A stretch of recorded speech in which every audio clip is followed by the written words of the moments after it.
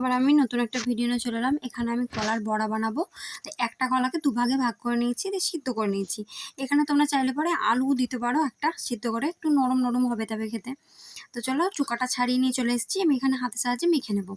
এটা মেখে নেব, মেখে নিয়ে এটা আমি এখানে মশলা টশলা দিব এতে। তো চলো এটা ভালো করে মেখে নিই। এখানে আমি দিয়েছি নুন, হলুদ, বেসন, অল্প মতন বেসন, একটু জিরা গুঁড়া, একটু ধনা গুঁড়া, আর এখানে লঙ্কা গুঁড়া দিব।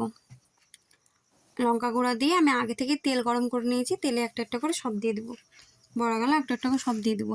এটা কিন্তু খেতে খুব নরম হয়, খুব স্বাদও লাগে, খেতে খুব নরম হয়। এটা সবাই খেতে পারবে।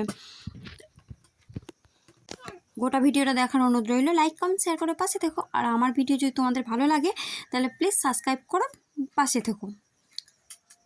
তো চলো আমার এটা লালচে লালচে করে ভেজে নেব। আমার এটা একটু ভাজা হয়ে গিয়েছে, আমি এটা তুলে নেব। এটা লালচে লালচে করে ভেজে নেব। তো আমার একটা ভাজা হয়ে গিয়েছে। তো চলো এটা তুলে নেই। এটা তুলে নিলাম। তুলে নিয়ে যে সব আমার ভাজাগুলো হয়ে গিয়েছে।